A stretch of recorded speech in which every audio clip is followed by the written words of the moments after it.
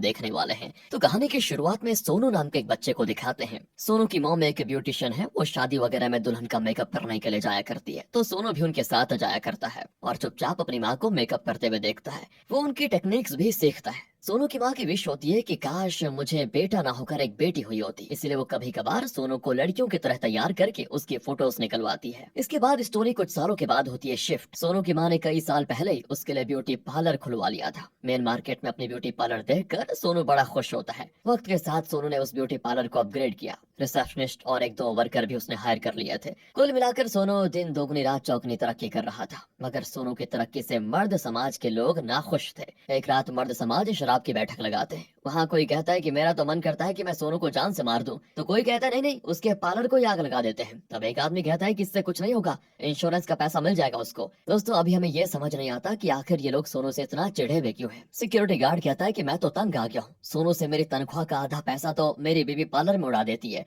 तो एक आदमी तो ये भी कहता है कि एक दिन मैंने अपनी बीवी का हाथ पकड़ा तो वो कहने लगी कि तुम सोनू की तरह प्यार से हाथ नहीं पकड़ सकते क्या। अच्छा, तो अब समझ आया कि ये इनकी प्रॉब्लम है सोनू से। तभी एक आदमी कहता है कि क्यों ना इस मामले में हम खलील भाई की हेल्प ले लें। खलील एक्चुअली गुंडा टाइप का इंसान है। ये उसको पैसे देकर ये कहते हैं कि ये तो एडवांस अमाउंट है, काम हो जाने के बाद और भी पैसे मिलेंगे, मगर ये काम हम करवा रहे हैं, इसको सीक्रेट रखना, किसी को कानो कान खबर नहीं होनी चाहिए। खलील भी कहता है कि डोंट वरी, मैं मर जाऊंगा मगर अपने कस्टमर की डिटेल्स किसी को नहीं दूंगा। अब अगले दिन की बात है, सोनू के पार्लर में औरतों की बहुत भीड़ हो जाती है। दरअसल मोहल्ले की परिमाला है ना, आज उसकी बेबी शावर है, इसलिए सारी औरतें आज टिप टॉप लगना चाहती है। सारी महिला मंडली सोनू के काम से बड़ी खुश रहती है। उनका मानना तो यह है कि अगर सोनू किसी को एक बार बस छू भी लेना तो वो औरत तो पहले से ज्यादा हसीन हो जाती है। इस तरह वो औरतों के दिल पे राज करता है दोस्तों, जो कि क्या उन औरतों के हस्बैंड की जेब पर भारी पड़ जाता है। और ये सोनू सिर्फ सुंदर बनाने का काम नहीं करता, बल्कि वो हर औरत को अपनी बहन मानता है, उनकी हर तरह से मदद करने के लिए हमेशा तैयार भी रहता है। जैसे एक लड़की की शिकायत ये होती है कि यार मैं पहले से मोटी हो गई हूँ और इस बात को लेकर मेरे हस्बैंड मुझे ताना मारते रहते हैं, तो सोनू उसे अपने फैट टू फिट प्रोग्राम में पार्टिसिपेट करने को कहता है।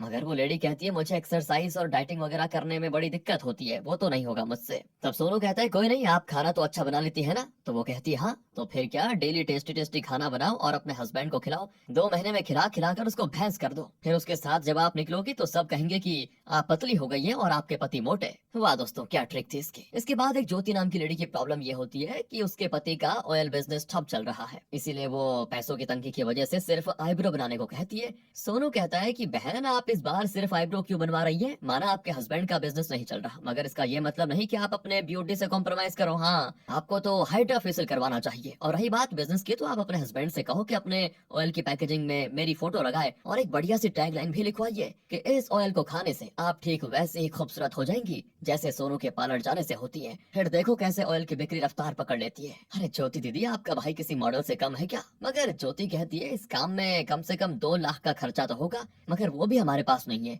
सोनू कहते हैं आप मेरे होते हुए टेंशन क्यों लेती हो। कहते कहते वो तुरंत ही ज्योति के अकाउंट में 2 लाख ट्रांसफर कर देता है दोस्तों। वो कहने भी लगती है कि अरे इसकी क्या जरूरत है। तो सोनू कहता है काम जब फिर से चलने लगेगा तो पैसे लौटा देना, कोई जल्दी नहीं है। देखा दोस्तों कितनी पहुंच है इस सोनू की। तभी सोनू के पार्लर में इस एरिया की एसआई की वाइफ प्रीति आती और वो बिना लाइन में लगे हुए, बिना बिल पे किए हुए सोनू के मेकअप से हीरोइन बनना चाहती है, ताकि वो एसआई को रात में सेड्यूस कर पाए। ये सारी बातें सोनू का रिसेप्शनिस्ट जाकर सोनू को बता देता है, तो वो भी कहता है कि लगाओ फिर कमला बहन को फोन। दरअसल दोस्तों कमला एसआई की रियल वाइफ है, वहीं प्रीति उसकी रखेल। जैसे कमला को अपने हस्बैंड की काली करतूतों के बारे में पता चलता है तो वो गुस्से में तमतमाती हुई सोनू के पार्लर के बाहर पहुंच जाती है। सोनू जाता है प्रीति के पास और कहता है आपसे कोई मेहमान मिलना चाहते हैं, जरा बाहर तो चलिए। एंड बाहर आने के बाद जब इन दोनों का आमना सामना होता है तो पहले बातों से लड़ाई होती है और फिर हाथापाई पे पहुंच जाती है बात। लड़ाई हो और पब्लिक देखने का मौका छोड़ दे, ऐसा तो हो ही नहीं सकता। ऊपर से मोबाइल का जमाना है तो लोग कुछ भी हो पहले फोन निकालते हैं रिकॉर्ड करने के लिए। अब एसआई के घर की इज्जत बाहर बाजार में नीलाम हो रही थी और जब इस बात का पता एसआई को चलता है तो वो आकर इनकी लड़ाई छुड़ाता है। इसके बाद तो एसआई की दोनों देवियां उस पर बरस पड़ती हैं। दोनों एसआई से कहती है कि दोबारा हमें अपनी शक्ल मत दिखाना। कमला तो सोनू को थैंक यू कहती है कि देखो तुम्हारी वजह से मुझे इस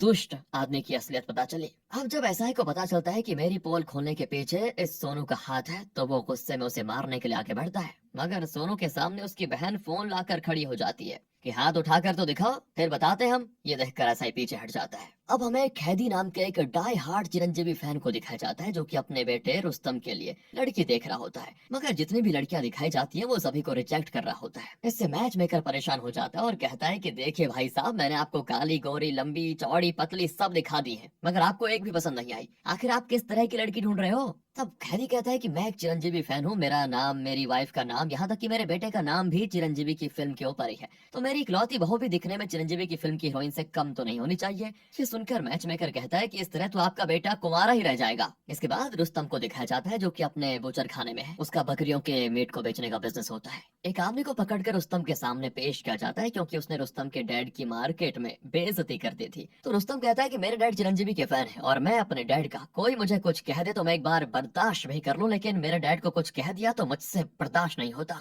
रुस्तम ऐसे ही उस आदमी पे गुस्सा था और ऊपर से उसको ये पता चल जाता है कि आज मेरे डैड को मेरे लिए लड़की नहीं मिली, तो वो और गुस्सा हो जाता है कि इस जन्म में शायद मेरी शादी नहीं होगी, और इसी गुस्से में रुस्तम उस आदमी को बकरियों के ढेर में फेंक देता है कटने के लिए। दूसरी ओर ऐसा ही एक रेस्टोरेंट में एक आदमी से घूस ले रहा होता है, तभी वहाँ पर खलील आ जाता है दोस्तों, और एसआई का गुस्सा और बढ़ाते हुए ये कहता है कि मैं समझ सकता हूँ, उस सोनू की वजह से अब ना तो आपके पास घर वाली है और ना ही बाहर वाली, आप कहो तो मैं उसका गेम बजा दूं। एसआई ने अभी अभी जो घूस ली थी वो पैसे वो खलील को देते हुए कहता है कि जैसे एक म्यूजिशियन के लिए सबसे इम्पोर्टेंट उसकी फिंगर्स होती है, वैसे एक ब्यूटिशियन के लिए भी सबसे इम्पोर्टेंट उसकी उंगलियां होती हैं। मुझे सोनू की उंगलियां चाहिए, मगर ध्यान रहे कि वो उसके हाथ से अटैच ना हो। यानी कि दोस्तों एसआई खलील को सोनू की उंगलियां काट कर लाने को कह रहा है। इसलिए खलील कुछ आदमी को लेकर सोनू का रोड एक्सीडेंट करने की कोशिश करता है, मगर सोनू किसी तरह बच जाता है। तब खलील उतरकर उसके साथ मारपीट भी करने आता है, मगर सोनू अभी मारपीट के मूड में नहीं होता क्योंकि उसकी नजर तो एक खूबसूरत लड़की पर होती है जिसका नाम है जैनी। अब उसको देखते ही सोनू फैसला कर लेता है कि इतनी सुंदर लड़की तो मेरे जैसे हैंडसम लड़के के लिए सेट होनी चाहिए, पर खलील और उसके लोग होते हैं कि बीच में आ जाते हैं। इसीलिए फिर मजबूरी में सोनू को उनसे फाइट करनी पड़ती है। मार पीट कर सोनू उनको भगा देता है और फिर जैनी से जाकर अश्लील बातें करता है, जैसे तुम्हारा बॉडी वेट कितना है, तुम्हारा फिगर कितना मस्त है, वगैरह वगैरह। सोनू का अपनी जबान पर जैसे कंट्रोल ही खत्म हो जाता है जैनी को देखकर। अब जैनी को तो नहीं पता होता कि सोनू दिल से कितना अच्छा इंसान है, वो उसे कोई चीप लड़का समझकर वहीं पर डांट देती है, पर सोनू उसके पीछे पड़ जाता है। अगले दिन वो जैनी के बारे में पता लगाकर उसके जिम पहुंच जाता है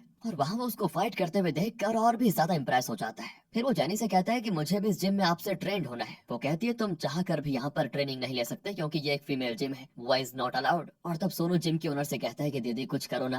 दरअसल दोस्तों जिम की जो ओनर है ना वो भी सोनू की कस्टमर है, इसलिए वो सिर्फ सोनू के लिए अपने जिम का रोल बदल लेती है। वो जैनी से खास तौर पर ये कहती है कि सोनू को अच्छे से ट्रेन करना, और इससे जैनी को आ जाता है गुस्सा और वो जानबूझकर जिम के पहले दिन से ही सोनू से काफी हैवी वेट्स उठवा लेती है, उससे खूब मेहनत करवाती है। और सोनू भाई साहब तो प्यार में अंधा होकर बिना कुछ कहे उसकी सारी बात मानता रहता है। आखिर में जानी कहते हैं कि सुनो कल तुम मुझे ग्राउंड में मिलना। अब सोनू के मन में तो लड्डू फूटने लगते हैं कि वाह ये तो मुझे अकेले में बुला रही है। मगर जब वो अगले दिन ग्राउंड में जाता है तो जानी कहती है तुम लेट आए, इसकी पनिशमेंट तुम्हें मिलेगी, चलो ग्राउंड के 5 चक्कर लगाओ। सोनू कहते हैं 5 चक्कर, और तब जानी उसका मजाक उड़ाती है, क्यों नहीं लगा सकते क्या 5 चक्कर? तुम एक ब्यूटिशियन हो सोनू, तुम्हारी बस की बात नहीं है ये सब। बॉडी बनाने के लिए एक्सरसाइज करना होता है जिसके लिए स्टेमिना चाहिए, भला मेकअप करने वाले में कहाँ इतना स्टेमिना आएगा। ओहो, ये बात सोनू के ईगो को हर्ट कर जाती है। वो आओ देखता है ना तब और सीधा जैनी को उठाकर अपने कंधे पे बैठा लेता है और फिर बिजली की रफ्तार से जल्दी से ग्राउंड के 5 चक्कर भी लगा लेता है, जिससे जैनी हो जाती है फुल ऑन इम्प्रेस। उसके अंदर के सारे फीमेल हार्मोन्स काम करने लग जाते हैं और वो सोनू के प्यार में पड़ जाती है। वह अगले दिन जब सोनू जिम आता है तो वो उसे बहुत ही अच्छे तरीके से ट्रीट करती है। फिर वो कल परसों की अपनी हरकत के लिए उससे माफी भी मांगती है। सोनू भी अचानक जैनी में आए हुए इस बदलाव से हैरान हो जाता है। अब इससे पहले कि सोनू कुछ समझ पाता वो सोनू को लिप टू लिप किस कर लेती है। वेल दोस्तों तो इस तरह से इनका रिलेशनशिप हो जाता है शुरू, और सोनू के रिलेशनशिप में जाने से कई सारी सिंगल लड़कियों का दिल टूट जाता है। अब एक दिन की बात है, सोनू ने जिस ज्योति नाम की लड़की को ऑयल की पैकेजिंग में अपनी फोटो लगाने की परमिशन दी थी ना, वो लड़की अपने हस्बैंड के साथ सोनू के पास आती है और नई पैकेजिंग सबसे पहले सोनू को दिखाती है। इसके बाद जैसे मार्केट में वो ऑयल आता है सारा का सारा बिक कर तुरंत खत्म हो जाता है दोस्तों।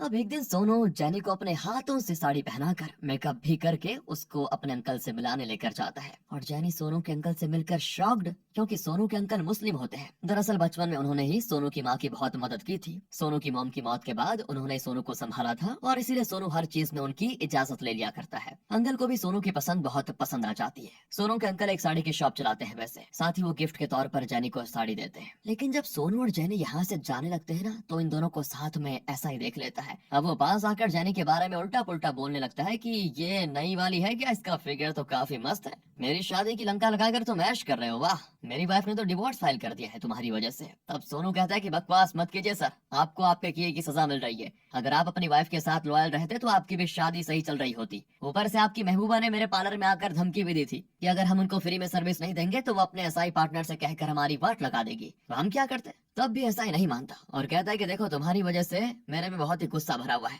अपनी इस आइटम को मेरे पास सोने के लिए भेज दे, मेरी सारी फ्रस्ट्रेशन निकल जाएगी, फिर मैं तुम्हें कभी परेशान नहीं करूंगा। और ये सुनकर सोनू का खून खौल जाता है। बदतमीज कहीं के, वो हाथ उठाने वाला होता है कि अंकल बीच में आ जाते हैं और एसआई को अपनी मर्यादा में रहने के लिए कहते हैं, मगर वो तो अंकल को धक्का दे देता है। इससे सभी को आ जाता है गुस्सा। सोनू तो एक झापड़ में ही एसआई को मारकर जमीन पे गिरा देता है। इसके बाद तो आसपास के लोग एसआई को पकड़कर पीट देते हैं। वो इतना कूटते हैं कि एसआई को हॉस्पिटल में एडमिट करना पड़ता है। दूसरी ओर खलील जाता है रुस्तम के पास और उसे सारी बातें बताता है कि सोनू नाम का एक लड़का है जो लड़कियों के दिलों पे राज करता है। उसने मेरे क्लाइंट्स का जीना हराम करके रखा हुआ है। मेरी खुद की 3 बीवियां हैं, वो तीनों भी मेरा दिमाग खाती रहती हैं बार बार पार्लर जाने को लेकर। मैं चाहता हूँ कि आप सोनू का कुछ हिसाब किताब बैठाओ। अब खलील गया तो था सोनू का हिसाब किताब बैठाने के लिए, मगर सोनू की फोटो को देखकर रुस्तम के दिल में एक उम्मीद जागती है। वो अपने आदमी से कहता है कि मेरा सिक्स्थ सेंस काम कर रहा है कि अगर इस दुनिया में कोई मेरी शादी करवा सकता है तो यही वो लड़का है। एक काम करो, अपने कुछ आदमियों को सोनू के पार्लर भेजो और वहाँ की सारी ब्यूटीफुल लड़कों को उठा कर लेकर आओ, शायद उनमें से कोई मेरे डैड को पसंद आ जाए मेरे लिए। दूसरी ओर पार्लर में दोस्तों एक लड़की अपनी बेटी को लेकर आती है। उस लड़के के पक्के काले रंग की वजह से उसकी शादी कहीं पर नहीं हो पाती, इसलिए उसकी माँ सोनू के हाथ पैर जोड़ कर कहती है कि देखो जितना खर्चा आएगा मैं पैसे देने को तैयार हूँ,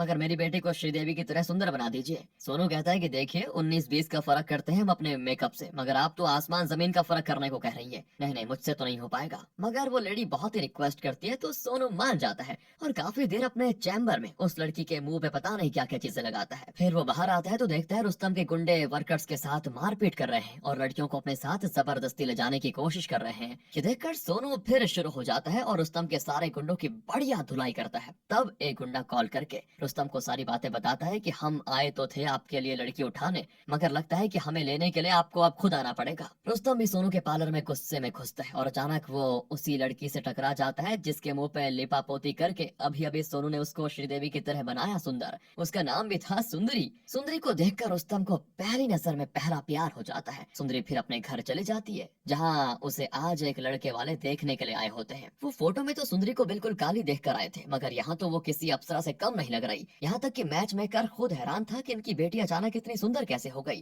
तभी वहाँ पर रुस्तम अपने पेरेंट्स को लेकर आ जाता है और सुंदरी के पेरेंट्स से बातचीत करके उसी दिन शादी कर लेता है सुंदरी से। हालांकि सुंदरी के पेरेंट्स बताते भी हैं कि देखो ये सब मेकअप का कमाल है, मेरी बेटी इतनी सुंदर भी नहीं है। मगर श्रीदेवी की तरह लड़की देखकर रुस्तम और उसका परिवार पिघल गया था। वो उसी दिन शादी वगैरह कर लेते हैं। फिर शादी में सोनू को भी आना पड़ता है ब्राइड को थोड़ा टचअप करने के लिए, मतलब उसका मेकअप थोड़ा और निहारने के लिए। और जब शादी कंप्लीट हो जाती है तो सोनू को फिल्म सिटी से कॉल आता है एक हीरोइन का मेकअप करने के लिए, तो वो चला जाता है। एंड यहाँ रुस्तम अपनी पहली नाइट के लिए काफी एक्साइटेड होता है। उतना जितना एक्साइटेड था ना, उतनी ही सुंदरी डरी भी थी कि जब मेरा असली चेहरा इसके सामने आएगा तो पता नहीं क्या करेगा। तो वो रुस्तम से लाइट्स ऑफ करने के लिए कहती है। फिर रुस्तम लाइट ऑफ करके अपनी पहली नाइट एंजॉय करता है। वो खुद को दुनिया का सबसे लकी इंसान समझ रहा था, पर जैसे ही अगले सुबह सुंदरी नहाती है तो उसके बदन से सारी लिपापोती धुल जाती है। और जब वो अपने सास ससुर को चाय देने आती है तो सुंदरी को देखकर वो डर जाते हैं कि तुम कौन हो। जब रुस्तम के सामने सुंदरी सारी बात एक्सेप्ट करती है तो रुस्तम को बड़ा गुस्सा आता है। वो सुंदरी पे हाथ उठा देता है और अपने आदमियों को सोनू के पार्लर भेजकर वहाँ पे तोड़ फोड़ करवाता है। सोनू भी जब ये सब देखता है तो उसके पैरों तले जमीन खिसक जाती है, क्योंकि उसने कभी भी अपने मन में सोचा नहीं था कि मेरी मॉम का गिफ्ट किया हुआ पार्लर को कोई इस तरह तोड़ देगा। इसके बाद जब गुंडे सोनू को देखते हैं ना तो उसके साथ भी मारपीट कर देते हैं और बताते हैं कि तुमने अपने मेकअप से हमारे रुस्तम भाई को धोखा दिया ना। उनके डैड को जब सच्चाई पता चली ना तो वो पैरालाइज हो गए हैं और तुम्हें तो अब छोड़ने वाले नहीं है हम। मगर जेनी आकर फिर किसी तरह सोनू को वहाँ से भगा लेती है। अब अगले दिन की बात है दोस्तों, न्यूज में ये दिखाया जाता है कि रुस्तम नाम के एक आदमी की शादी में मिनार कुकिंग ऑयल का यूज किया गया था। उसे खाकर 100 लोगों से भी ज्यादा लोगों की तबीयत बिगड़ गई। यहाँ तक कि उस शादी में एमएलए बाबूराव भी आए हुए थे, उनकी भी हालत खराब हो गई। ऐसा कहा जा रहा है कि कुकिंग ऑयल मिलावटी था। अब वो कैरेक्टरलेस एसआई भी इस मौके का खूब फायदा उठाता है। वो इंटरव्यू में ये कहता है कि हम जल्द ही मिनार ऑयल के ओनर सोनू को अरेस्ट कर लेंगे। ये देखकर सोनू के अंकल, जैनी और रिसेप्शनिस्ट तीनों यही सलाह देते हैं कि सोनू तुम अंडरग्राउंड हो जाओ, मगर सोनू है कि उनकी बात नहीं मानता। वो कहता है कि नहीं, मैं अपने नाम को गंदा नहीं होने दे सकता, मैं लोगों के सामने सच्चाई ला कर रहूंगा कि मैं बेकसूर हूँ। तब वो लोग कहते हैं कि पर कैसे? जैसे ही तुम बाहर निकलोगे गुंडे तुम्हारे पीछे पड़ जाएंगे, दूसरी ओर पुलिस तो तुम्हें कुत्तों की तरह ढूंढेगी। सोनू कहता है कि मेरा मेकअप किस दिन काम आएगा, मेरी माँ बचपन से मुझे लैला कहा करती थी, तो अब मेरा लैला बनने का टाइम आ गया है। दोस्तों, अब सोनू इतना मस्त मेकओवर करता है कि क्या ही बताएं, वो एक सुंदर सी लड़की बन जाता है और खुद का नाम लैला रख लेता है। दूसरी ओर रुस्तम के घर पे सुंदरी अपने पैरालाइज्ड ससुर की सेवा पानी करती है। रुस्तम अपने डैड पे बहुत ही गुस्सा होता है कि इतनी अच्छी अच्छी लड़कियों को आपने रिजेक्ट कर दिया और आखिर में ये ढूंढी मेरे लिए आपने। चलो, मैं तो गोरा रंग देखकर दीवाना हो गया था, मगर आप लोगों को तो सही से जांच पड़ताल करनी चाहिए थी ना। रुस्तम की माँ इन दोनों बाप बेटों को समझाती भी है कि देखो, नसीब में जो लिखा होता है वो होकर ही रहता है, अब जो मिला है उसको स्वीकार कर लो। आगे रुस्तम को पता चलता है कि सोनू तो फरार हो गया है, मगर उसके पार्लर को बॉम्बे की मेकअप आर्टिस्ट जिसका नाम लैला है उसने खरीद लिया है और आज लैला के पार्लर की ओपनिंग है। एक और पार्लर खुलते देखकर रुस्तम को बड़ा गुस्सा आता है और वो पार्लर बंद करवाने जाता है, मगर लैला को देखकर उसका दिल और ईमान दोनों डोल जाते हैं। ऊपर से लैला उससे फ्लर्ट भी करती है और कहती है, आपके जैसा बॉडी बिल्डर तो मैंने कहीं देखा ही नहीं, मुझे आप ही की तलाश थी। और सच बताऊं तो आपको देखकर मुझे कुछ कुछ हो रहा है, क्यों ना आप मेरे पार्लर की ओपनिंग करें और मेरे पहले कस्टमर बन जाए। रुस्तम अपने ढरक के कारण खुद को रोक नहीं पाता और लैला जैसा जैसा कहती है वो वैसा वैसा करता चला जाता है। फिर घर जाकर तो रुस्तम अपनी माँ से भी कहता है कि मुझे प्यार हो गया है माँ, मुझे प्यार हो गया है।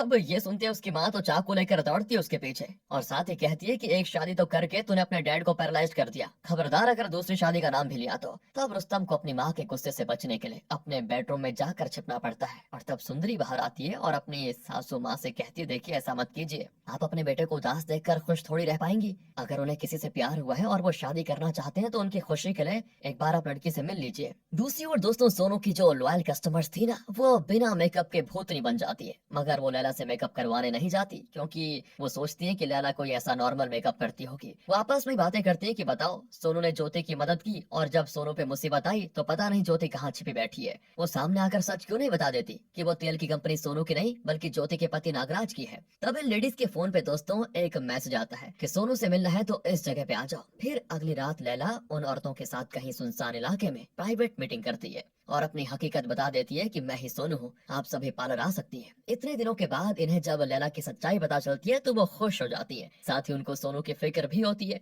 वो लोग कहते हैं कि तुम पार्लर के लिए अपनी जान जोखिम में क्यों डाल रहे हो। तब सोनू बताता है कि जब मैं काफी छोटा था तभी से मैंने देखा कि मेरी मॉम के साथ मेरे डैड शराब पीकर मारपीट क्या करते थे और एक दिन तो वो अचानक कहीं चले भी गए, जिसकी वजह से रूम रेंट वगैरह मेरी माँ नहीं भर पाई और मकान मालिक ने हमें आधी रात में घर से निकाल दिया। और तब अब्दुल अंकल ने हमें सहारा दिया, उन्होंने एक मुसलमान होते हुए भी हम हिंदू माँ बेटे को अपने घर में जगह दी, मेरी माँ को अपनी बहन की तरह माना। उन्होंने मेरी माँ को सिलाई कढ़ाई मेकअप वगैरह सब सिखाया, जिसके बाद मेरी माँ ने लगातार 12 सालों तक काम किया। मैंने उन्हें एक पल भी आराम करते हुए कभी देखा नहीं। उन्होंने अपनी भूख प्यास खून पसीने की कमाई से ये पार्लर खड़ा किया। फिर एक दिन वो चेयर पर आकर बैठी और आराम से मुझसे कहा कि बेटा तुम मेरा मेकअप कर दोगे क्या। तो मैंने भी कहा कि क्यों नहीं। मेरे मेकअप करने के बाद जब मैंने उनको उठने को कहा तो पता चला कि मेरे पार्लर में ही मेरी माँ ने आखिरी सांसें ले ली। उस जगह मुझे अपनी माँ के करीब होने का एहसास होता है, साथ ही मैं अपनी माँ की कुर्बानी को बर्बाद होते हुए नहीं देख सकता। मैं पूरी जिंदगी इस पार्लर को चलाना चाहता हूँ। ये सुनकर सभी इमोशनल हो जाते हैं। इसके बाद दोस्तों सोनू अपने रिसेप्शनिस्ट के साथ वापस अपने पार्लर जा रहा होता है तो रास्ते में पुलिस की चेकिंग चल रही होती है। वो सोनू से उसका ड्राइविंग लाइसेंस मांगते हैं। जैसे ही वो लाइसेंस दिखाता है उसे समझ आ जाता है कि मैं तो लैला के गेटअप में हूँ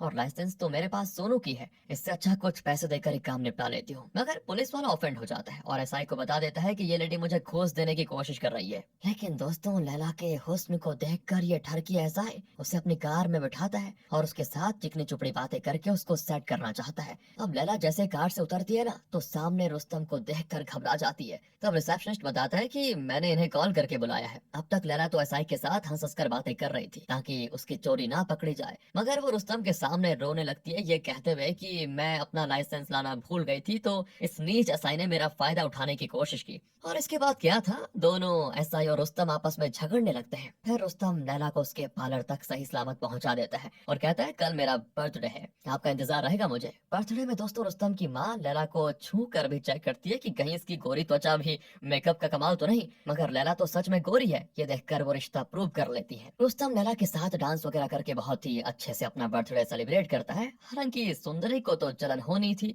मगर वो कुछ कह भी नहीं पाती। तभी पार्टी में आ जाते हैं कुछ गुंडे। दरअसल इस रुस्तम का उनके साथ कुछ पुराना पंगा था। वो रुस्तम को आए तो थे मारने, मगर यहाँ पार्टी में लैला के लिए उसका प्यार देखकर अब वो रुस्तम को एक पेड़ से बांध देते हैं और लैला को बुली करने लगते हैं। वो लैला के ब्लाउज में संतरे देख लेते हैं और सभी को उसकी असलियत बताना चाहते हैं। यहाँ पर अब इससे पहले वो सच्चाई बताते, लैला उन सभी को पीट पीट कर भगा देती है। पर जो मेन गुंडा होता है ना दोस्तों, वो लैला को मारने के लिए एक चाकू निकालता है, जिसे आखिर में रुस्तम पकड़ लेता है। इससे होता यह है कि रुस्तम का हाथ कट जाता है और खून लैला की मांग में गिर जाता है, जिससे रुस्तम तो खुश हो जाता है कि लैला मेरी पत्नी बन गई है अब। वह अब रात में जैनी सोनू से ये कहती है, अरे तुम ध्यान रखना, लड़कियों की तरह ड्रेसअप होते होते कहीं पूरी तरह लड़की मत बन जाना। रुस्तम के लिए तुम्हारे अंदर फीलिंग्स आ गई तो मेरा क्या होगा। इन दोनों को बात करते हुए खलील पकड़ लेता है और रुस्तम को बुलाता है लैला की सच्चाई बताने के लिए। मगर खलील के बोलने से पहले ही लैला रोने लगती है और कहने लगती है, ये खलील आपके बारे में उल्टी सीधी बातें कर रहा है कि आप मर्द नहीं हो अंदर से, और ये भी कह रहा है कि मुझसे शादी कर लो तो मैं तुम्हें अपनी चौथी बीवी बना लूंगा। इस तरह दोस्तों लैला रुस्तम को खलील के खिलाफ भड़का रही होती है। तभी खलील भी बोल पड़ता है कि लैला लैला नहीं मजनू है, इसकी आवाज मैंने मर्दाना सुनी थी। अगर तुम्हें यकीन नहीं है तो इसके करीब जाकर इसको अच्छे से चेकअप करो। मगर जब रुस्तम उसके नजदीक जाता है तो उसे रोकने के लिए लैला रुस्तम को किस कर लेती है, जिससे फिर क्या था, उसका मूड रोमांटिक हो जाता है और वो खलील को धमका कर वहां से भगा देता है कि अगर दोबारा मेरी लैला के बारे में कुछ भी अनाप शनाप कहा तो छोड़ूंगा नहीं तुम्हें। इस तरह आज तो लैला बच जाती है। फिर वो अगले दिन जाती है पुलिस स्टेशन और एसआई के साथ फ्लर्ट करके कहती है, मैं उस दिन रुस्तम को देखकर डर गई थी, इसलिए मैंने पता नहीं क्या क्या बक दिया। असल में आप मुझे बहुत ही पसंद हो, मगर लगता है कि हम एक होने से पहले जुदा हो जाएंगे। दरअसल पार्लर में जो लेडीज आती है ना, वो ये कह रही थी कि सोनू बहुत अच्छा लड़का था और वो तो ज्योति और उसके हस्बैंड नागराज ने मिलकर सोनू को फंसाया उस झूठे तेल के पीछे। वो औरतें तो किसी भी हाल में सोनू को बेकसूर साबित करना चाहती हैं, इसलिए वो नागराज की तलाश में है। लेकिन अब प्रॉब्लम यह है कि अगर सोनू वापस आ जाएगा ना तो मेरा पार्लर बंद हो जाएगा। इसलिए आप कुछ करते क्यों नहीं, मुझे बस एक बार ज्योति और उसके हस्बैंड से मिलवा दीजिए ना। मैं लेडीज गैंग को बता दूंगी कि मैं नागराज से फलाने ढाबे पे मिलने जा रही हूँ, तो वो भी आ जाएंगी वहाँ पर, और हो सकता है कि वहाँ सोनू भी आ जाए और तब आप उसको अरेस्ट कर लीजिएगा। एसआई को लैला का प्लान बिल्कुल सही लगता है। जब रुस्तम को पता चलता है कि लैला को एसआई ने पुलिस स्टेशन बुलाया था तो वो भी समझ जाता है कि ठरकी एसआई लैला का फायदा उठाना चाहता है। इसलिए वो तुरंत ही पंडित से बात करके शादी की डेट फिक्स करवा के लैला को अपनी शादी का कार्ड देने जाता है। अब शादी का कार्ड देखकर लैला परेशान हो जाती है। उसे समझ नहीं आता कि इस रुस्तम से पीछा कैसे छुड़ाया जाए, ये तो कुछ ज्यादा ही चेप हो रहा है। तब वो कुछ सोचती है और एक रात रुस्तम को मिलने के लिए बुलाती है और खुद फेस पे कपड़ा बांध कर आती है, सीधा रुस्तम के गले लग जाती है। तभी लैला सामने आती है। लीजिए दोस्तों, लैला ने एक चाल चली थी। उसने जानबूझकर एक लेडी को फेस पे कपड़ा बांध कर आने को कहा और उसे रुस्तम को हक करने के लिए कहा। जब वो दोनों हक कर रहे थे तभी लैला आ जाती है और रुस्तम पर इल्जाम लगाती है कि अच्छा तुम मुझे चीट कर रहे हो, इसीलिए हमारा ब्रेकअप, अब मैं तुम्हारे साथ और नहीं रह सकती। अगर तुमने मेरे करीब आने की कोशिश की ना तो मैं फेविकोल पीकर मर जाऊंगी। हाँ, ये क्या हो गया। रुस्तम तो रोते रोते अपने घर आ जाता है और घर वालों को बताता है कि लैला मुझे गलत समझ रही है, मैंने उसे चीट नहीं किया। तब दोस्तों सुंदरी रुस्तम को समझाती है, कोई बात नहीं, जल्द ही लैला को अपनी गलती का एहसास हो जाएगा